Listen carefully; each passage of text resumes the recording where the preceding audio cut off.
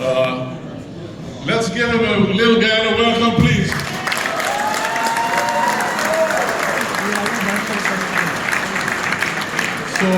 So this looks like big Guyana. Sometimes we think that way too. So my question is going to be very brief.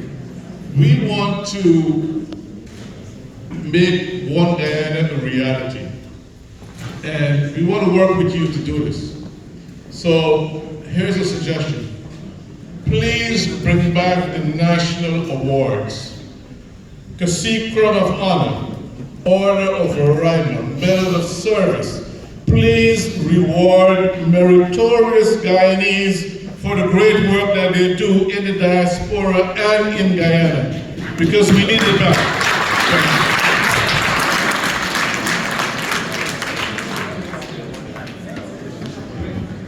So we'll take the next question.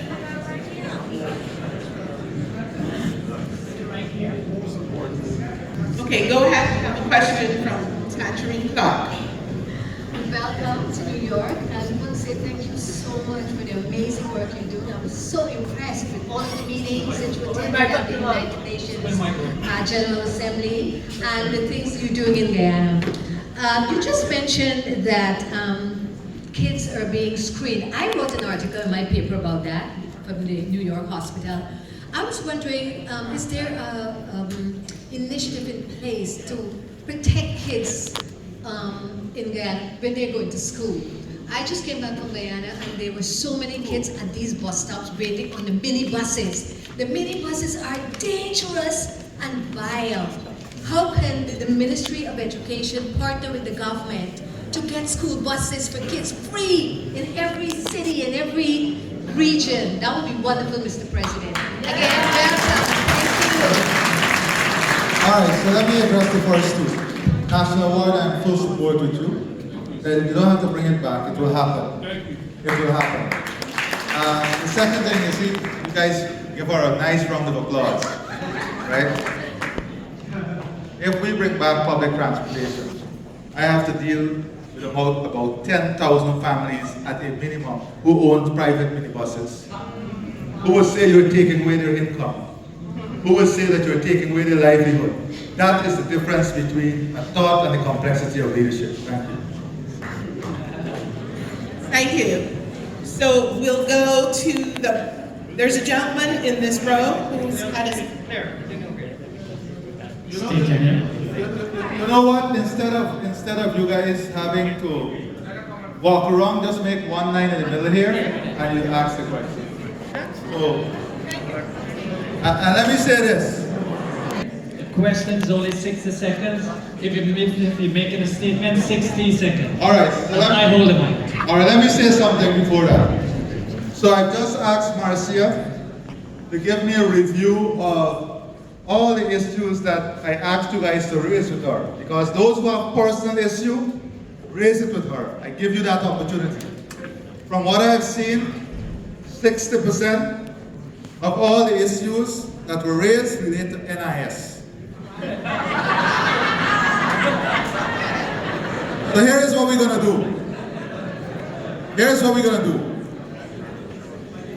By the first week of next month, I will send a team from NIS with a database and the consulate office to work for 3 days to deal with all the NIS problems in the diaspora. Yes.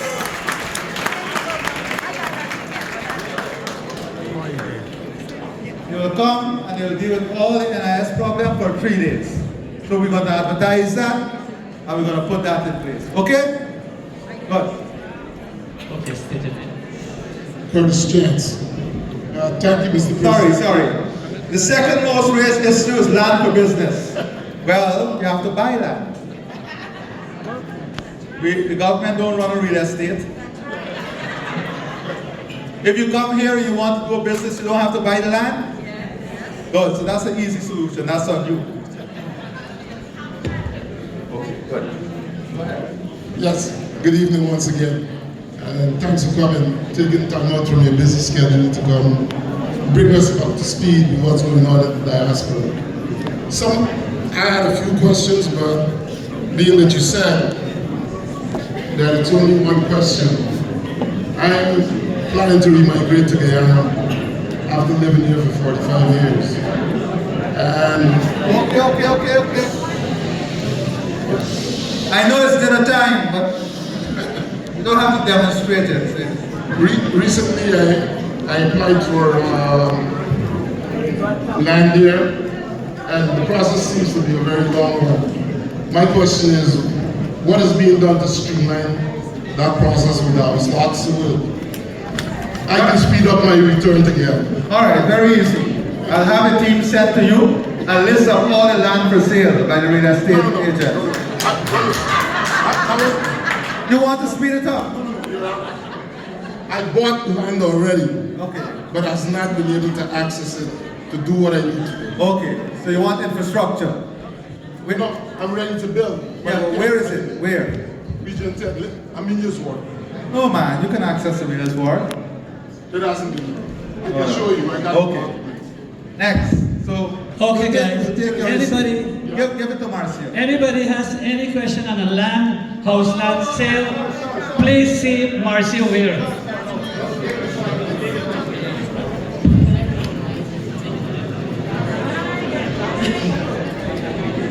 Good evening, Mr. President. My name is Doris Rodney, the owner of the Hills Restaurant in Brooklyn. We would love to see you in Brooklyn. As a president of Guyana, we don't only want to see you in Queens. We have people in Brooklyn are waiting to welcome you. So, sir, I know you're busy. I promise you. Please. I promise you. Even if you gotta come to the Hills, we will welcome you. I promise you I'll come to the hills and the valley. You will see me. I will come. I just wanna say, I went to Guyana 2 months ago. And the roads, the East Bank Road from Georgetown to Tamari. I live in Sustak. That's where I reside. The roads, the traffic, it's horrible. And I know you're doing your best, but if while we're doing the infrastructure, I know everything is moving fast at a pace, but while we're building our country, people are dying. I was petrified. I was praying to come back to America without getting myself hurt in any accident and so forth. So please, do something with those sand trucks. Those big, humongous trucks. Okay. That is the consequence of development. Yes, I know. We can't stop it, but we have to enforce the laws. Thank you. And you see, all of us have a responsibility here. Because many people allow their 17-year-old child, their 21-year-old child to pick up a car, go to the club and drink and drive, and you come home and never ask you a question. We have to help to change this, all of us. We have to take responsibility.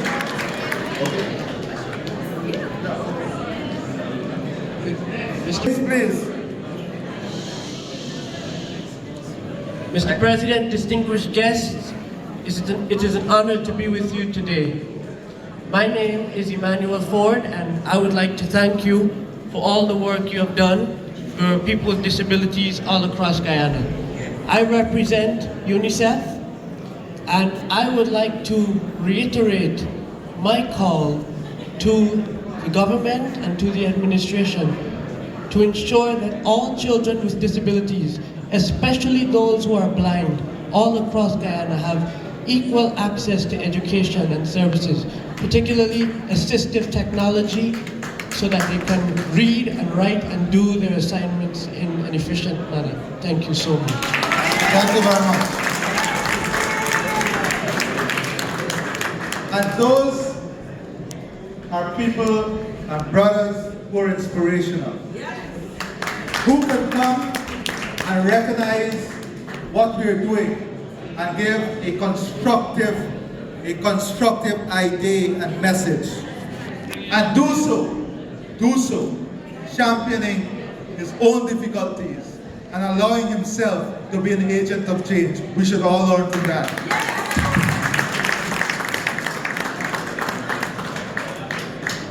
illustrious Mr. President of the Cabinet. So glad to be here. As a son of Guyana, I want to underscore something that's more richer than oil, and that is a wealth known as mental health. And I see you make robust changes to do that. I'm a psychotherapist in the field, and without question, the hegemony of colonization has left indelible scars forged in our country, a collective psyche.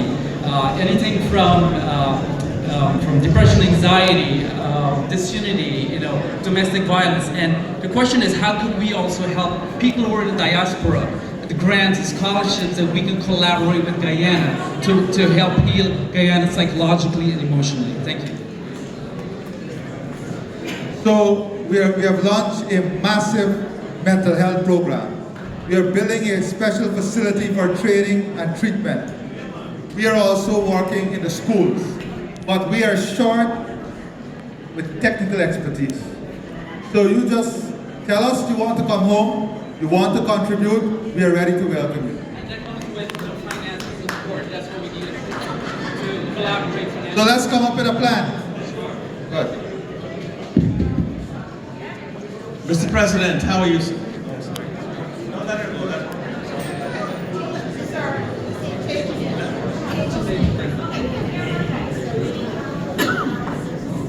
Good evening, Mr. President. My name is Tej Kumari Mutala. I just returned from Guyana. I spent 3 weeks there. I was trying to get on your agenda. You might have heard my name in your office. I was following you at the Building Expo to try to get a meeting because I have seen the changes in Guyana. I've been there for 4 times in the last 2 years.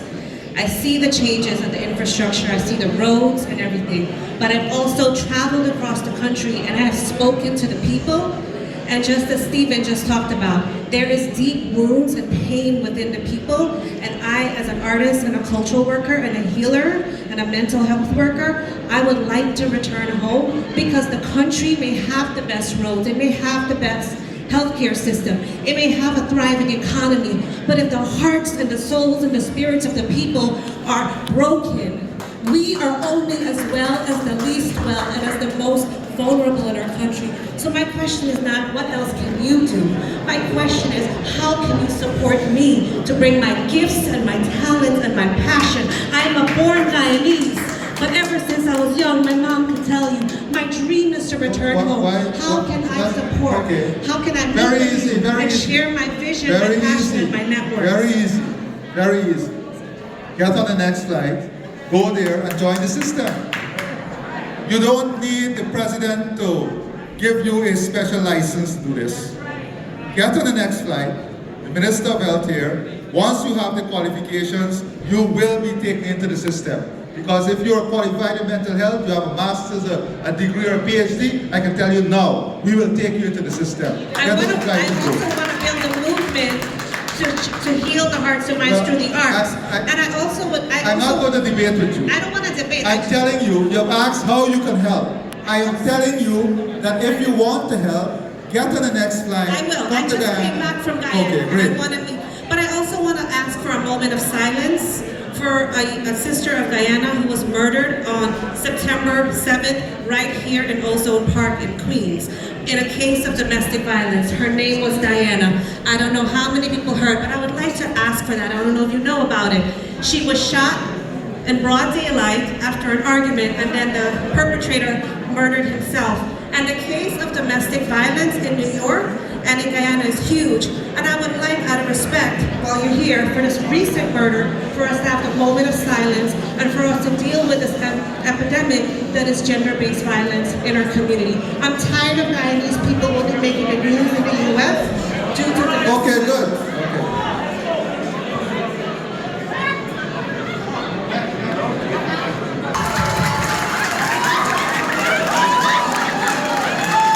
I can't understand. You asked me for a moment of silence.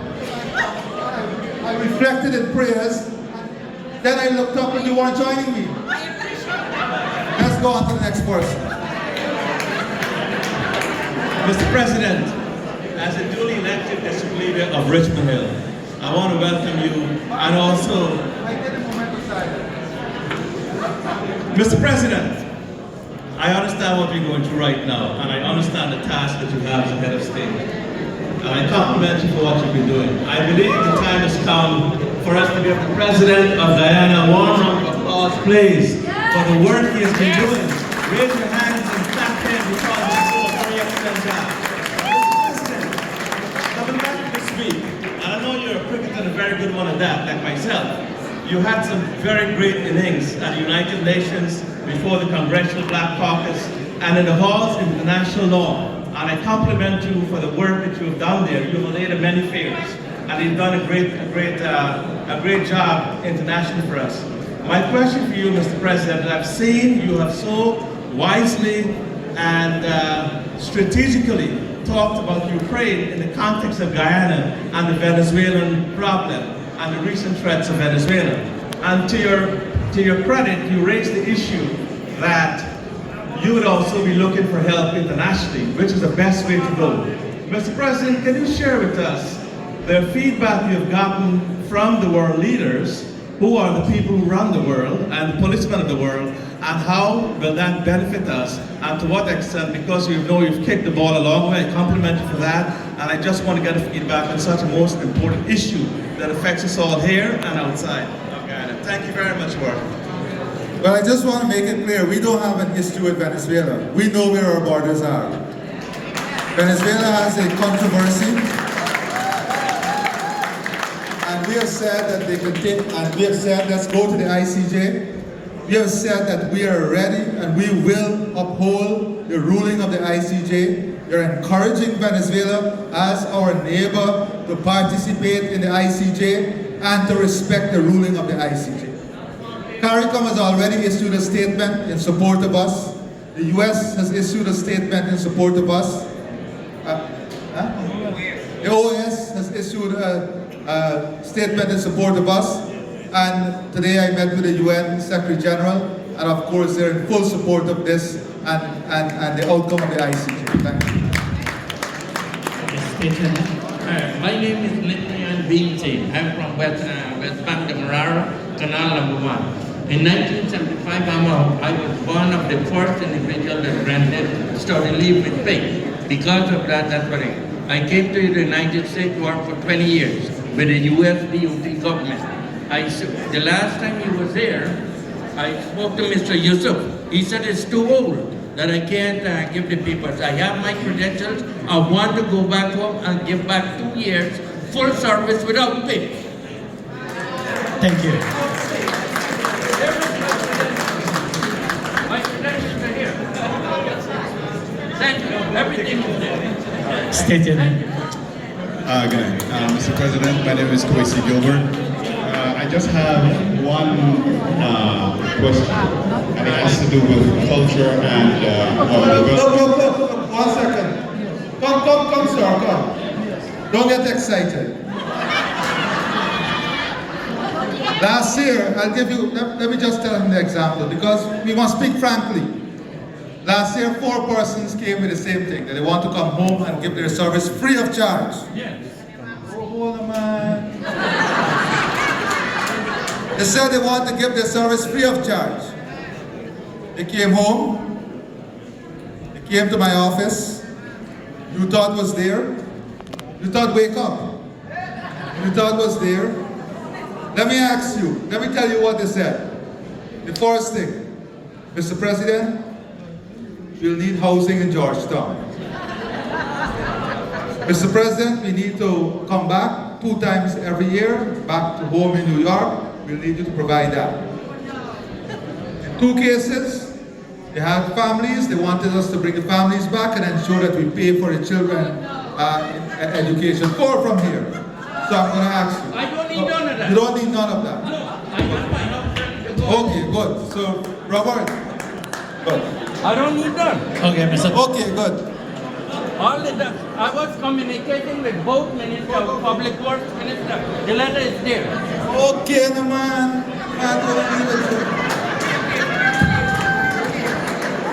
State your name again.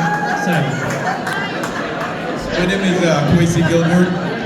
My question is in the issue of culture, because every country has a cultural identity. how, in terms of our IP laws, because we were removed from the Berne and Paris Accord in 1974, how are we moving forward as a developing nation without updated IP laws, intellectual property right now? So that's my question. That's a brilliant question.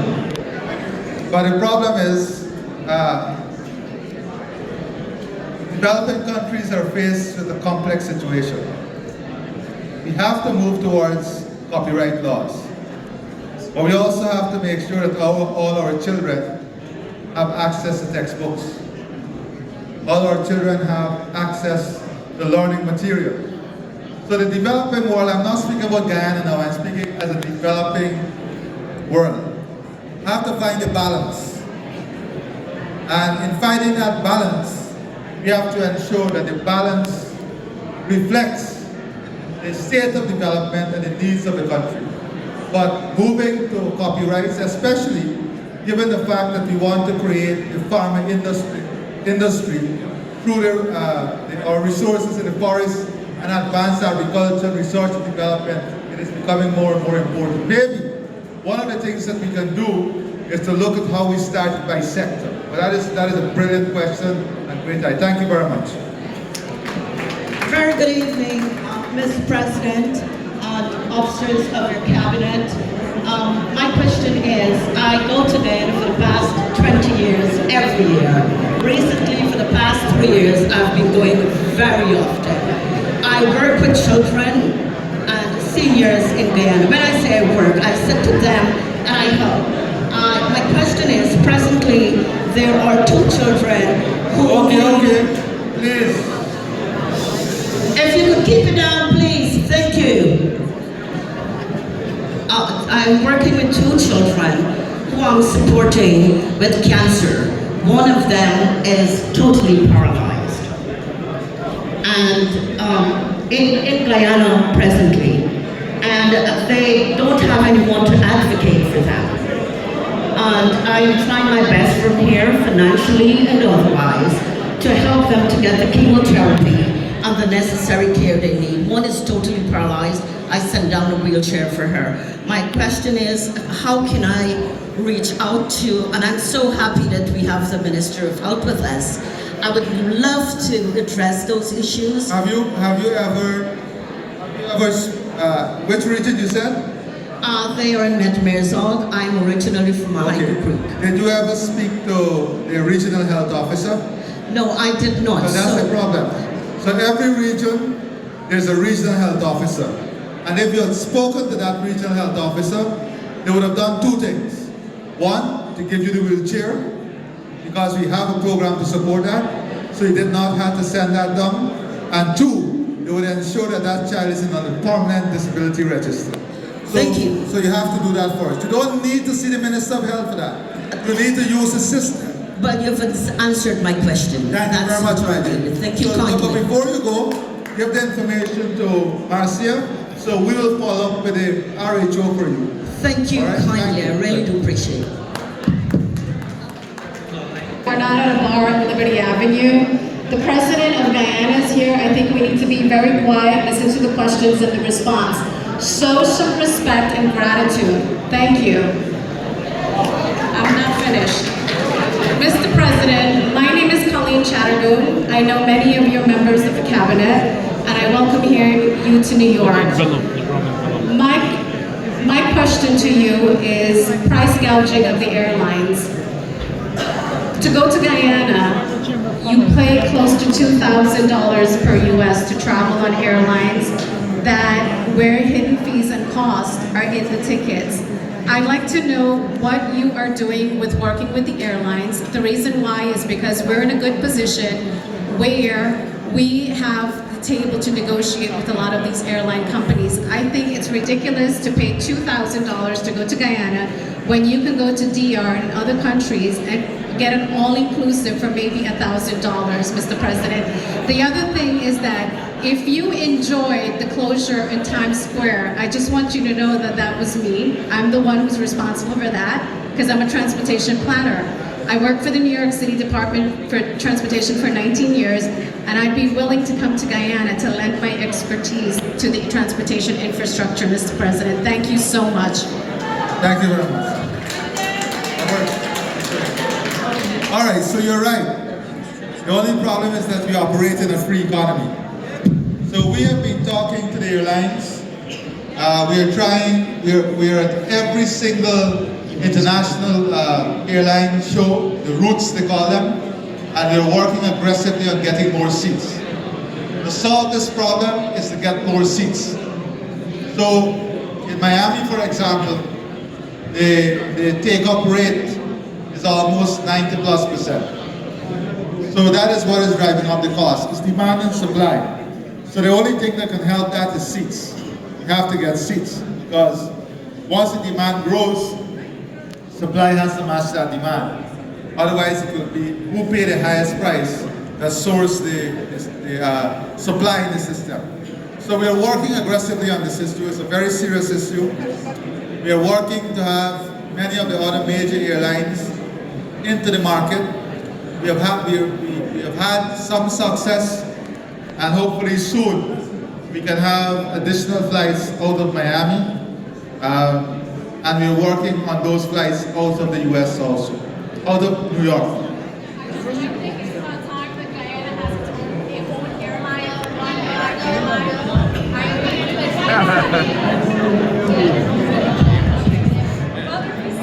We once had our own airline.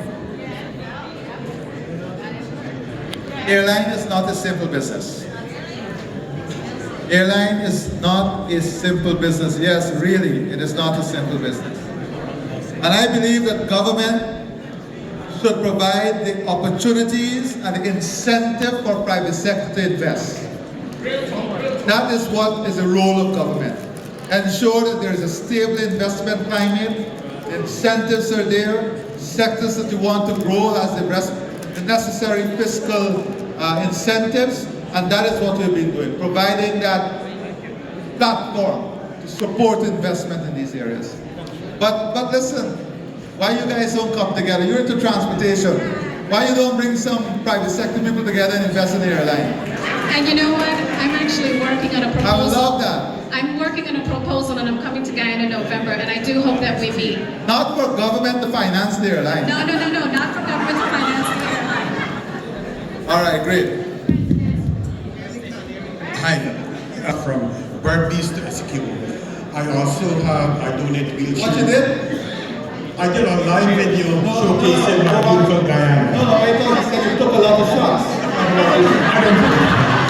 Anyway, two things. I'm sure you're on the same plane. We're on the same page, I don't drink.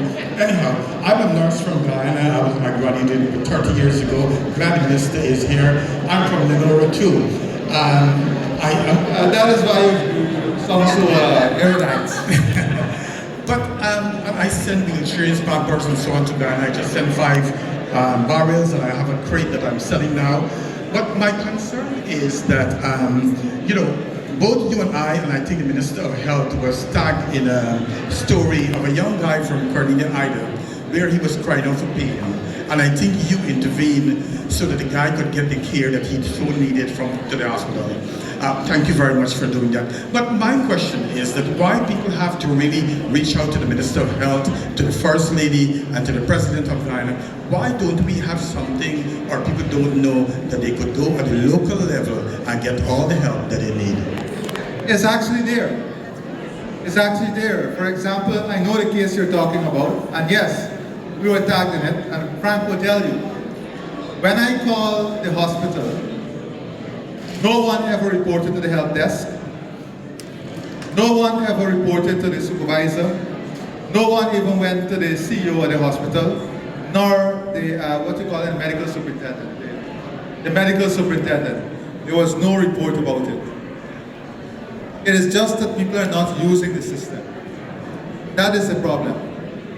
So the president or the minister have to go right back to the same system that they did not utilize.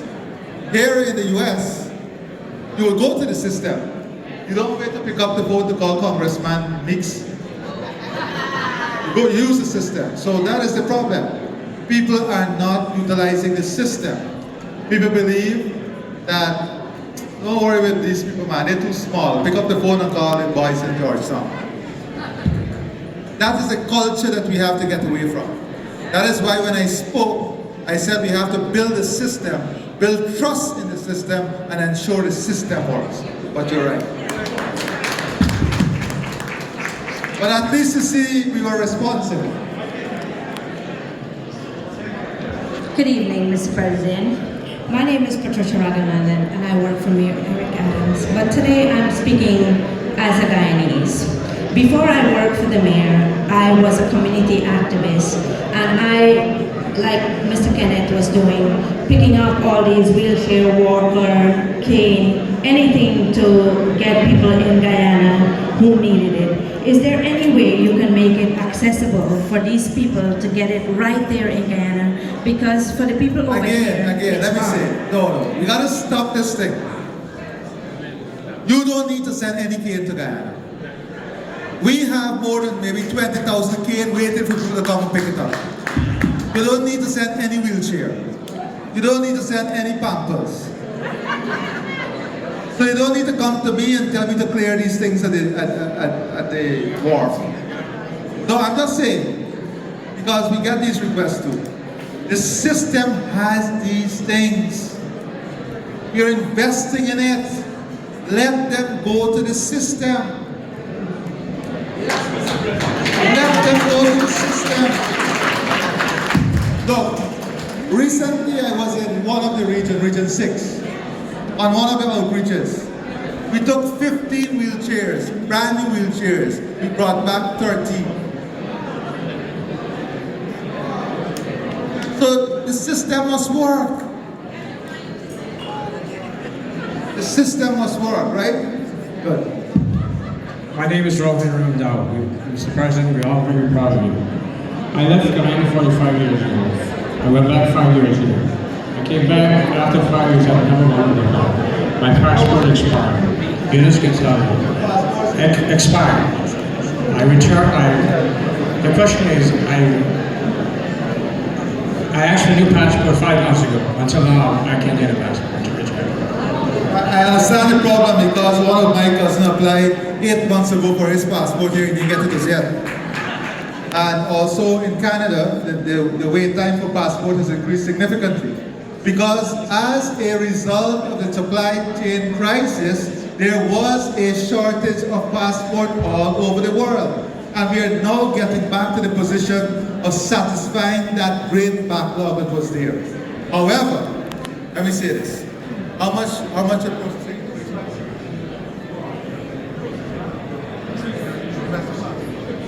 The request for Guyanese passport now has increased threefold.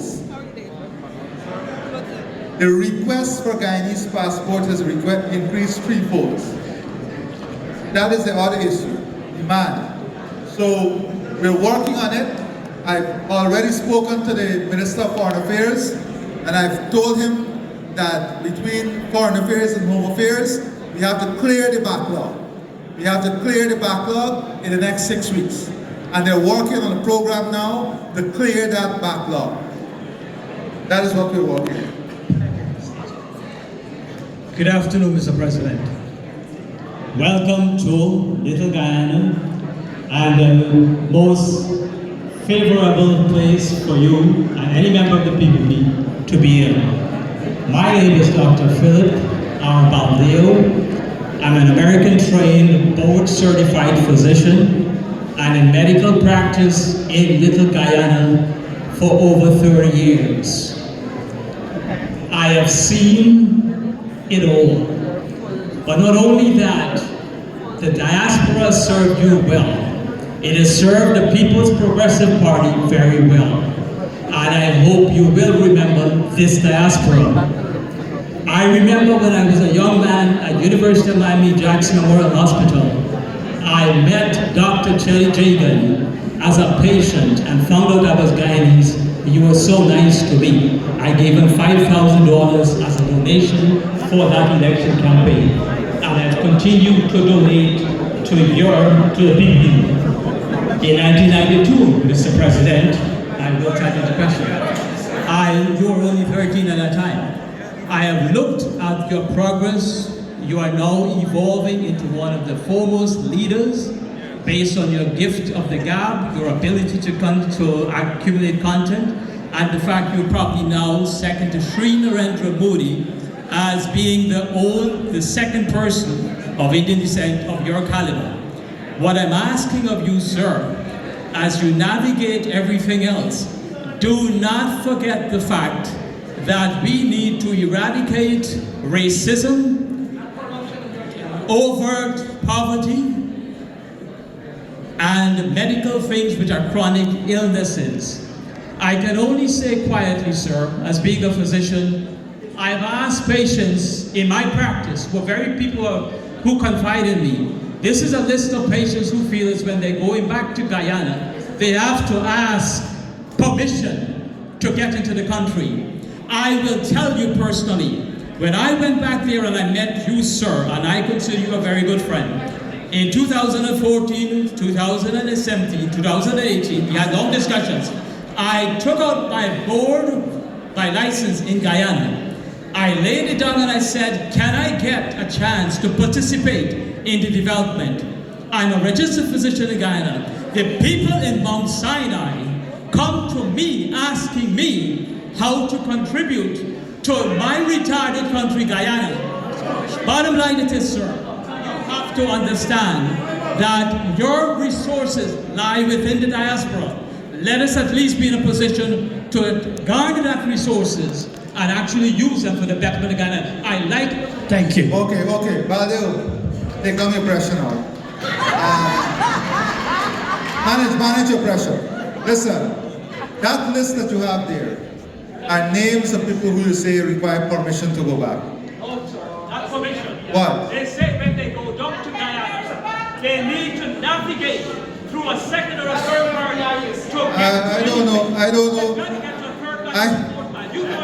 I don't know who has to navigate and I don't know what they're navigating through. But here is it, and I'll give you an example. You can have your seat now, you know. Good. Here is it. A sitting president is here. Okay? Yes. Members of the cabinet here. My dear friend here, stand up, my brother. Stand up. You mental health guy. He came with an interest to tell us of the interest he got. My dear friend Baldi got about 50 paper in his hands. He said with people who want to come back and give. Insurance fraud. Hold a second. I don't know who they're in fraud, but I'll tell you. He got a number of papers in his hand where he said people who want to come back. If these people have such a massive interest in coming back, where are they? This meeting is here to discuss Guyana's future and their opportunity. But they'll come with 20 paper in hand and say they want to come back. Where are the people? Where are these people to represent their interests? Why they don't even have the time to be here to represent their own interests? And then you talking about having to go through second and third person. They have to come to you as a second person to represent their interests. That tells you the story. That tells you the story. Why they have to come to you to represent their interests when they had the opportunity to come here and represent their interests just like you? Thank you, Mr. President. Thank you.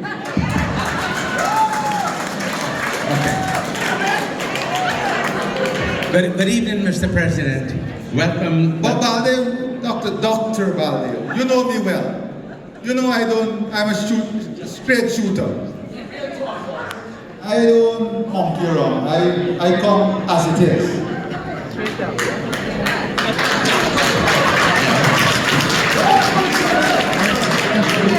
Mr. President, welcome to Richmond Hill / Jamaica.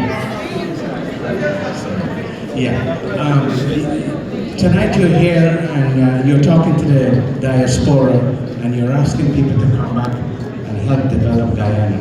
There are a lot of skilled people over here, but the problem is the fear in Guyana. Whenever you think of going back to Guyana, the first thing that comes to mind is the crime and the fear. You can't walk at night. The question is, what are you doing to eliminate that fear? As I'm speaking to you now, you got tens of thousands of foreigners at every bar in Guyana right now, at every nightclub in Guyana, enjoying what you're fearful of. Enjoying what you're fearful of. More than 700,000 arrivals will occur this year, an increase of more than 20% coming for what you fear. Let me tell you this, let us not gaffe this thing. Look at the crime figures. Look at facts and figures. Look at our crime figures and you'll see the decline. Just my little sister, my sister here tell me about somebody who got murdered. And I went into a moment of silence with her. But listen to me, my brother. You want me to give you the stats about the same street you live in? Or you want me to give you the stats of New York? How much crime occur every single second? But you know why you don't know about it? Because maybe your cousin or your uncle or your neighbor is not affected. Because our country is so small, one issue occurs, everybody knows. And the second issue you must understand is in the United States, if a man pocket get picked on the road, that is not frontline news. That is not headline news. In our country, if a man wallet drop out his pants pocket, that's frontline news. It is a news cycle. Hold, I finished. It is a news cycle.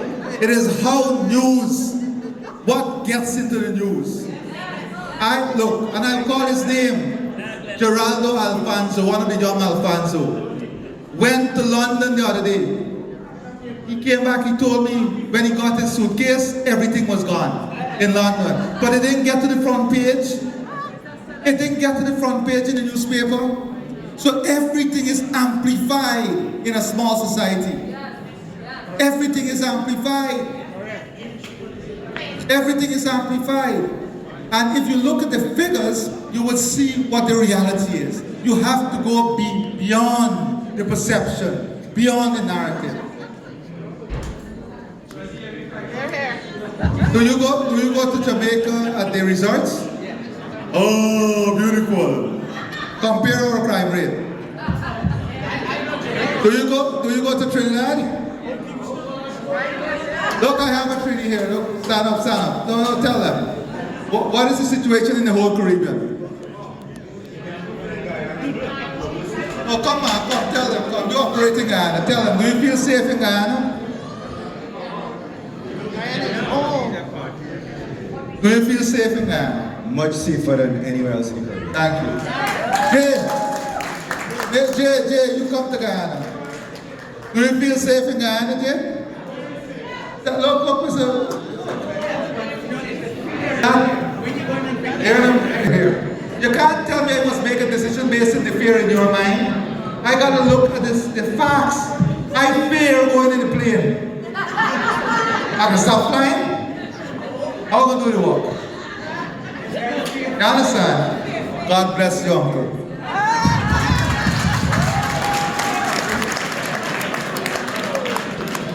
My name is Bibi Yusuf, and I was born Guyanese, from Lenore as well. So my question is that I would like to know from you, Mr. President, about the Yuri Garcia that I invested in Guyana. 381 million.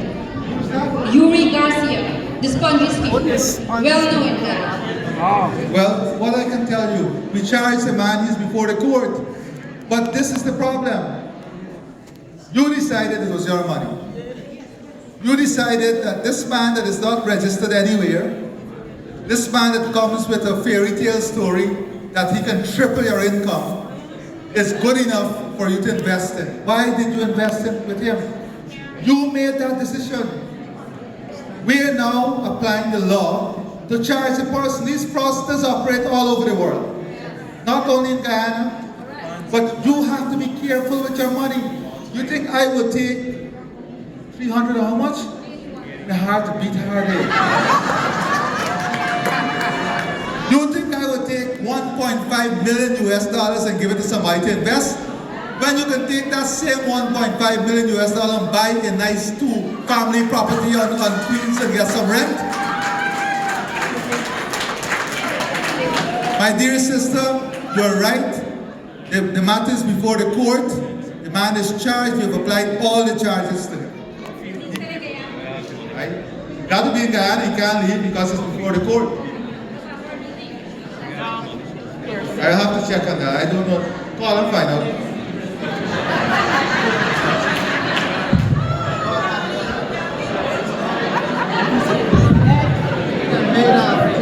My name is Raymond Muntas. Assalamu alaikum to the President. You did a nice job in India when you went there, and you also did a nice job at the UN. Thanks very much for representing Guyanese. And I have one question to ask. I didn't hear you. I am already an old person, but a lot of the folks here at this meeting, they have young kids that are born here in the United States of America. What can you tell us, or what can you offer them if they have the opportunity to go back as American but from Guyanese parents to help in some ways or the other? My dear brother, if you're coming back to help, why not after them? It's a contradiction. If you're coming back to help you, say, what do you want me to offer for the help? Are you asking? We must be straight. There's a difference between help and coming back to seek employment or to invest. Yes, but that's what I mean. I mean to say, if the young generation that are American born wants to invest in Guyana, please come. What are, we have to have some sort Yeah, okay, so they have to do exactly what an investor will do when they come to the US. You have to come, analyze the market, check the market, look at the opportunity, do your feasibility study, go to the bank, get your loan, and invest. It's the same. We're not on different planets here, If you want to invest in Guyana, you have to make the effort, you have to come, you have to look at all the opportunities, you have to select one, do your feasibility study, ensure that what you want to do is viable. If you need the financing, go to the bank, get the financing, and move forward. But there are opportunities, lots of opportunities. If you don't come now, it will be too expensive in the future. I'm telling you. Let me give you a simple example. And many of you guys have land in very strategic areas. A piece of land, an acre of land, let us say in Providence, 5 years ago was about 50,000 US. Now, $1 million US. You understand what's happening? You see properties in Georgetown. When you look at the square footage cost, empty land, it can challenge some of the prices here in Low Manhattan. That's a reality. But it is a reality of where the country is going. So they have to come. You have to invest that time. You have to link with the local private sector. Have a discussion with the private sector commission. Talk to Go Invest. Right, my brother? Remember, you can't go to heaven if you don't do the prayers. Hello, hi, Your Excellency. My name is Sept. I saw your press conference yesterday with the British press. I was very blown away by how cool, calm, and collected you were.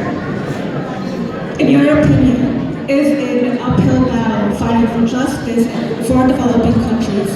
And how can we, as the youth, apply pressure on the British royals that's living outside of Guyana? It definitely is an uphill task. It took 200 years for an apology. And that is my point. It took 200 years for an apology, and somehow these people believe that is a big favor they're doing to us. But the greatest indignity that has ever been done on human beings, the greatest injustice. I was not seeing the guy who was interviewing me because we were it was virtual live. But I heard that he hit the table when he was interviewed. Now imagine if I was close to him and it was a day of slavery, I would have been hanged. Just for telling it as it is. So as young people, you have to understand the world that we live in. I said in my UN speech something very important, and I'm very pleased that you paid attention. Now, we are all for the support of Ukraine and Ukrainian people. But in 1.5 years, the world mobilized for Ukraine 5 times what they mobilized in 60 years for Haiti, for the reconstruction of Haiti. More than $250 billion the world mobilized in a year and a half for Ukraine. In 20 years did not even mobilize $20 billion for the Palestinian people. In more than 5 years did not mobilize that to end hunger in Africa. So what it shows is that there is money in the system, but the system is not just an equity. And that is what we have to fix. And that is what we have to champion. But we do ourselves a great injustice.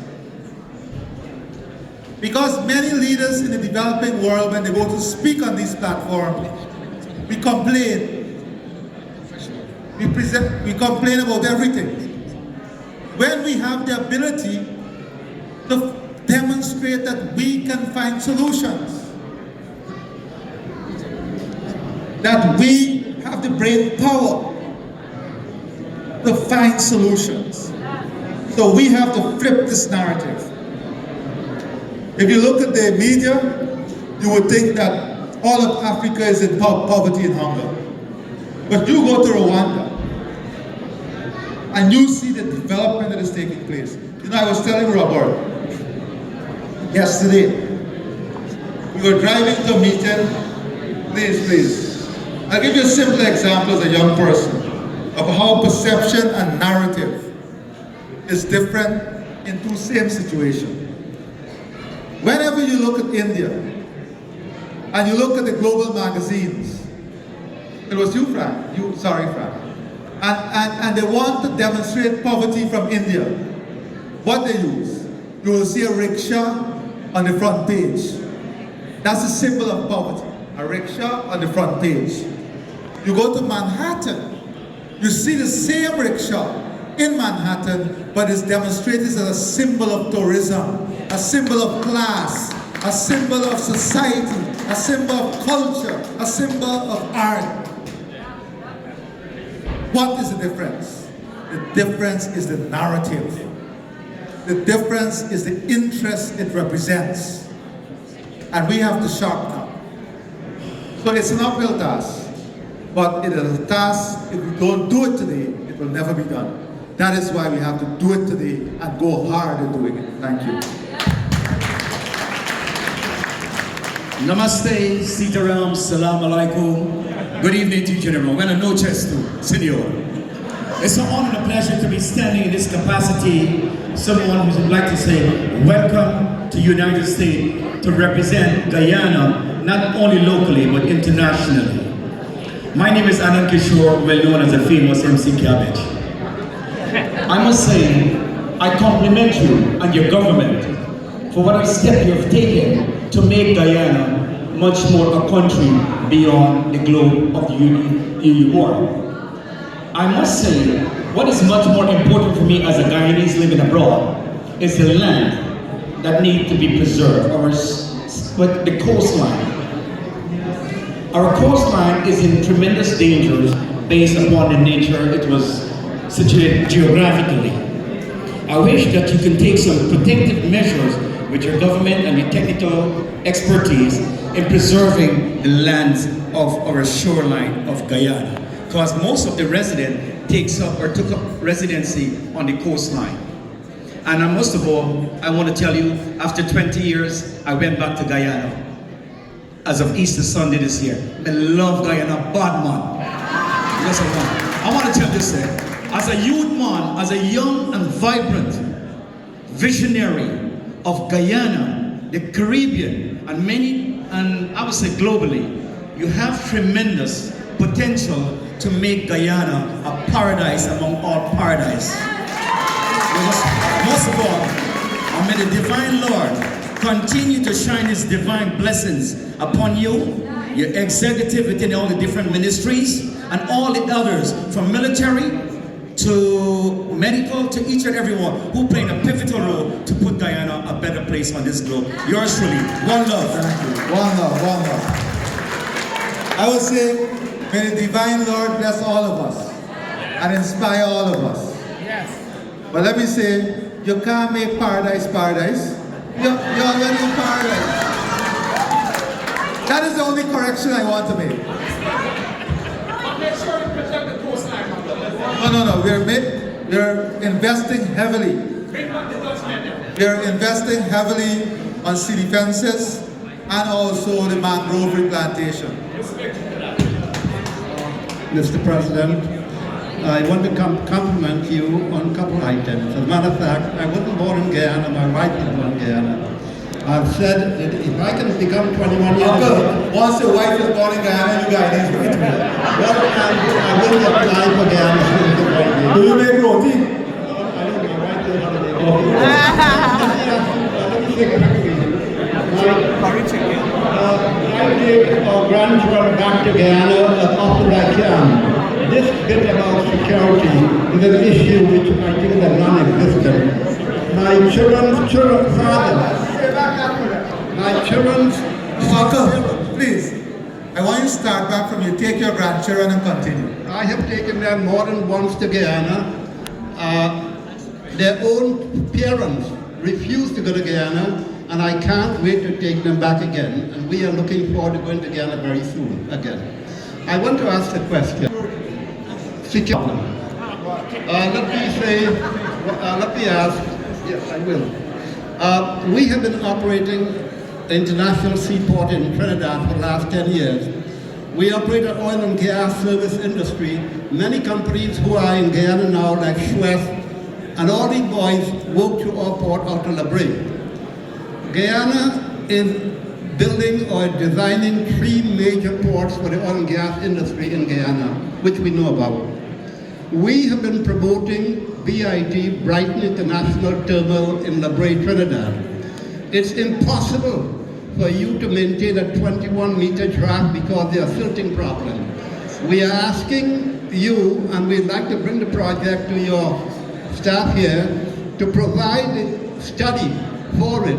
The World Bank and IDB have supported our project 100%, and we'll make the reports available. I would like to ensure that your staff get a copy of the report, but I want to assure you that we look forward to visiting Guyana a lot more and spend more time there. Thank you, definitely, and you're correct. One of the major hindrances in the development of the port in the river is the silting up, and the expansive dredging is required, and also the recurrent expenditure in dredging. So we have been toying with a number of ideas, but definitely we'll look at your proposal that you want to share with us. Thank you. No, there's a little girl. I have to listen to her. I must listen to that little girl.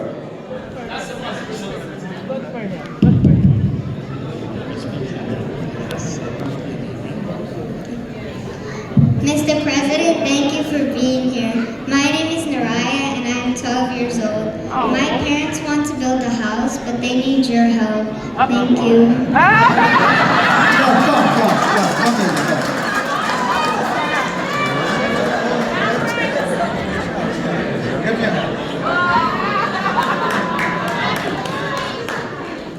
I would charge your parents for child labor.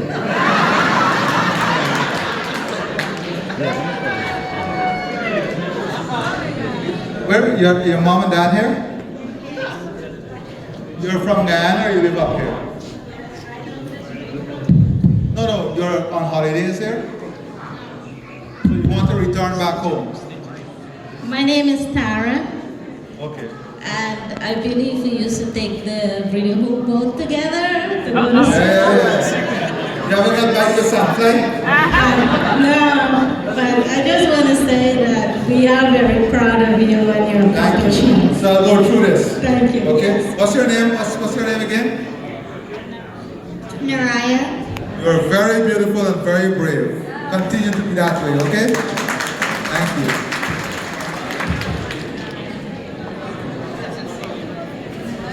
Hey, dreadlocks. For the President of the Cooperative Republic of Guyana. So, ladies and gentlemen, this has been such a wonderful, lively discourse. Thank you so much for making my job so easy. You took this and you just ran with it with candor and data, and you put a smile on my face, because this is all good news. Ladies and gentlemen, we've completed our program. Thank you for coming. Please take some refreshments.